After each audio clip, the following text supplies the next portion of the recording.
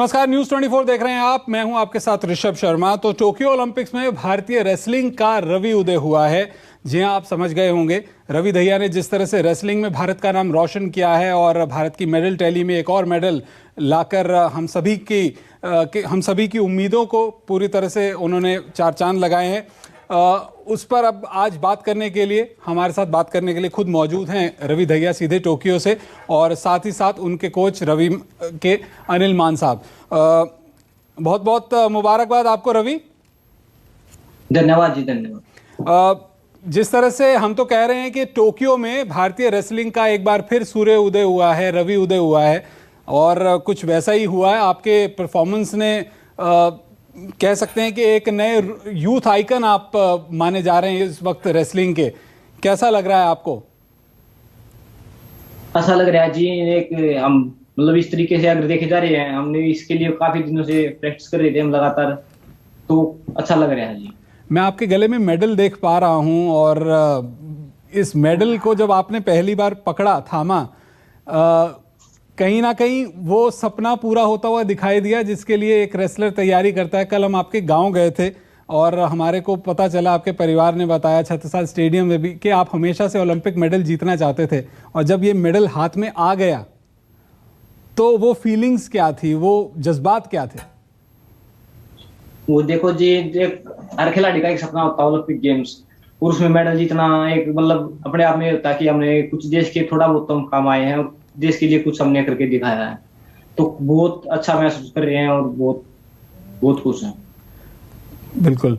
हमारे साथ आपके कोच भी हैं अनिल मान जी। खिलाड़ी जो हैं अपने आप को ट्रेन करने के लिए कई तरह के त्याग करता है, सेक्रीफाइस करता है। हम सब जानते हैं कि कई महीनों से आप अपने घर नहीं गए, कभी देश में तो कभी विदेश में ट्रेनिंग कर रहे हैं। इंजरीज से खिलाड़ी जूझते हैं, अपने आप को परिवार से काट लेते हैं, और जब एक खिलाड़ी मेडल जीत जाता है तो उसके कोच के लिए इससे बड़ी कोई खुशी नहीं हो सकती। जी बिल्कुल जी। हमारे देखो जी, अब मेडल जीतने के बाद हमने जितना संघर्ष किया था, जितनी मेहनत की थी, कई बहुत सारे प्लान बनाए थे रेसलिंग फेडरेशन के साथ मिलकर। हम पोलैंड में ट्रेनिंग करी, फिर रसिया में ट्रेनिंग करी, कई महीने से लगे हुए हैं। तो आज उसका हमें फल मिल गया। हमारे लिए इससे बड़ी खुशी की बात और कुछ नहीं हो सकती, और रवि ने वो आज कर दिखाया सभी देशवासियों की दुआओं से। तो हमें बहुत खुशी हो रही है कि हमारी मेहनत सफल रही। रवि, एक बात मैं पूछना चाहूँगा। कल जब जैसे आपकी बाउट खत्म हुई, हिंदुस्तान में तो जश्न मनाया गया, और उसके बाद में ये भी कहा गया कि अब जो है you are the next big thing for the Indian wrestling, अगला बड़ा नाम है आप, भारत के भविष्य हैं रेसलिंग के खेल में। लेकिन आपने अपनी तरफ से जो संदेश देशवासियों को दिया, उसमें आपने ये कहा कि आपको पूरी तरह से संतोष नहीं हुआ है। तो अब जो है गोल्ड मेडल की तैयारी है 3 साल बाद पेरिस ओलंपिक्स के लिए। जी देखो, बिल्कुल हम तो बिल्कुल इसी ओलंपिक्स में यही सोच के आए थे कि हमने गोल्ड मेडल जीतना है, पर शायद कुछ कमी रहेगी उसमें, और तो शायद आगे 3 साल बाद हम पूरी करेंगे। तो क्या आपको क्या लगता है, कहीं कुछ कसर ट्रेनिंग में तो नहीं रही है? तो हम बिल्कुल जानते हैं, लेकिन जैसा रेसलर के साथ में आपका ओपोनेंट हुआ, उसका अनुभव थोड़ा सा ज्यादा था। देखो जी, वो एक अच्छा खिलाड़ी है और 2-3 बार का वर्ल्ड चैंपियन भी है, तो हम ये कह सकते हैं वो थोड़ा हमसे बेटर था, इसलिए वो जीत गया। पर आगे हम और तैयारी करेंगे और कोशिश करेंगे कि हम उसको हरा के और गोल्ड मेडल जीतें। हमारी टीम जो है आपके घर गई थी, छत्रसाल स्टेडियम में भी गई थी, और वहाँ बहुत जश्न मनाया गया। पूरे गांव में जो है मिठाई बांटी गई, भोज दिया गया। हरियाणा सरकार ने आपके लिए जो है एक बहुत अच्छी प्राइज मनी, करीब 4 करोड़ रुपए का अनाउंसमेंट किया है। तो बहुत बहुत मुबारकबाद। खर्चा प्लान शुरू किया अभी तक? जी देखो, अभी कोई प्लान नहीं है। अभी तो घर जाके हर चीज एडजस्ट करनी है। काफी दिन हो गए देश से बाहर हैं, 2-2.5 महीने से, तो वहीं पे जाएंगे। पहले अपने जहाँ पे हम प्रैक्टिस करते हैं स्टेडियम छत्रसाल में, महाबली जो सतपाल गुरु जी हमारे, उनके पास जाएंगे। फिर वहाँ पे हम प्लान करेंगे आगे और हमें क्या करना है इसके लिए। आपकी माता जी से बात हुई तो वो कहती हैं कि मैं उनको 1 रुपया नहीं खर्चने दूंगी, पहले गोल्ड मेडल लेकर आएगा, उसके बाद 1 रुपया खर्चेगा इन पैसों में से। आपकी भी बात हुई होगी उनसे? कितनी खुश थे परिवार के लोग? हाँ भाई जी, अभी किसी से नहीं हुई मेरी बात, क्योंकि अभी टाइम तो रात को 1 बजे गया था जब हम आए थे, तो उसके बाद फिर सुबह भी लेट उठे, तो फिर अभी किसी बात नहीं हुई है मेरी भी।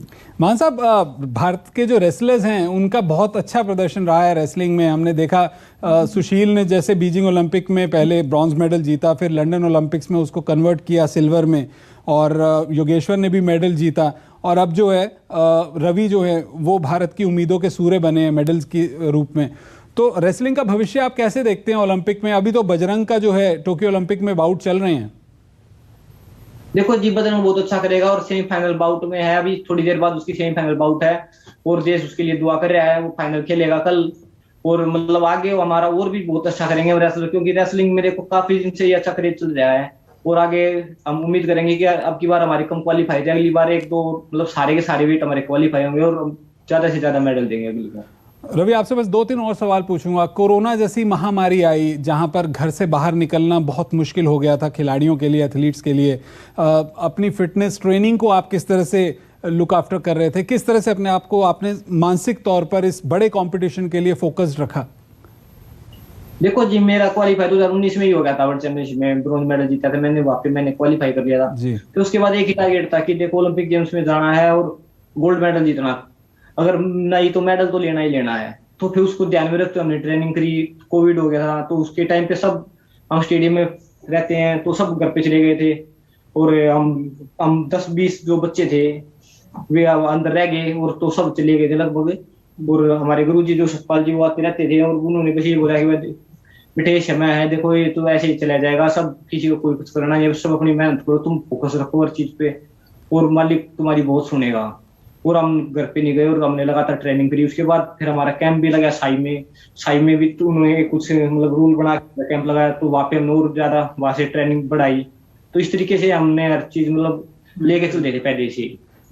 मैं बहुत ज़्यादा नहीं जानता हूँ रेसलिंग के जो गुर होते हैं, लेकिन मुझे ऐसा लगता है कि आपने जैसी फाइट लड़ी, आप यकीनन जो है देश के नाम गोल्ड मेडल भविष्य में लेकर आएंगे, क्योंकि अब यहाँ से तो आपको सुधरना ही है और बेहतर होना है और विरोधियों को भी आप जज करेंगे। एक पर्सनल सवाल मैंने सभी मेडल विनर्स से पूछा, मीरा से भी पूछा, सिंधु से भी पूछा, लवलीना से भी पूछा, जो त्याग आप लोगों ने किए हैं खाने पीने में और तमाम दूसरी चीज़ों में, अब मेडल आया तो थोड़ा सा उसे ब्रेक देंगे क्या? घर पर जाकर क्या खाने का इरादा है? देखो जी, ज्यादा कुछ ब्रेक नहीं होगा, बस यही है कि हम तो बस अब अपने पहले तो यहाँ पे दिल्ली एयरपोर्ट पे जाएंगे, उसके बाद अपना स्टेडियम में, फिर घर पे तो शायद कई दिन बाद प्रोग्राम होगा, शायद कुछ उसमें जाएंगे। तो यही है कि देखो हमें वापस लौटना है और जल्दी से हमारी वर्ल्ड चैंपियनशिप भी है नवंबर उसमें अक्टूबर में, तो उसके लिए भी तैयार रहना है। तो हम बस यही एक बार घर पे जाएंगे कुछ 1-2 दिन के लिए, फिर उसके बाद वापस आ जाएंगे हम, बस घर का खाना ही खाना और कुछ ज्यादा ये नहीं कि वो है अलग। कोच साहब, जश्न कैसे मनाया था टोक्यो में हिंदुस्तान की? मैं आपको बता सकता हूं, जैसे ही आप एयरपोर्ट से बाहर निकलेंगे आपको हजारों की संख्या में आपके सपोर्टर्स, फैंस दिखने वाले हैं। तैयारियां शुरू हो गई हैं आपके वेलकम की। टोक्यो में कैसे जश्न मनाया था? टोक्यो में भी जी यहाँ पे जो ओलंपिक विलेज है सभी खिलाड़ियों ने खूब जश्न मनाया। जो ऑफिशियल्स थे, अधिकारी वगैरह आए हुए थे, सभी ने बड़ी खुशियां मनाई और जो देश का लिए इतना बड़ा मेडल जीते हैं वो सब बहुत खुश हैं। प्रधानमंत्री मोदी से भी आपकी बात हुई रवि? उन्होंने आपके लिए ट्वीट भी किया। जी जी, हमसे बात करने के लिए बहुत बहुत शुक्रिया रवि, और हम पूरी उम्मीद करेंगे कि जैसा कि आप भी चाहते हैं, आपका जो ख्वाब है ओलंपिक के मंच पर गोल्ड मेडल जीतने का, वो आप ज़रूर हासिल करें।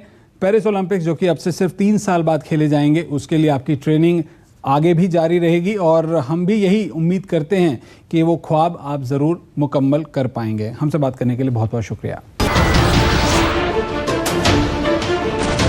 नमस्कार, मैं हूं मानक गुप्ता।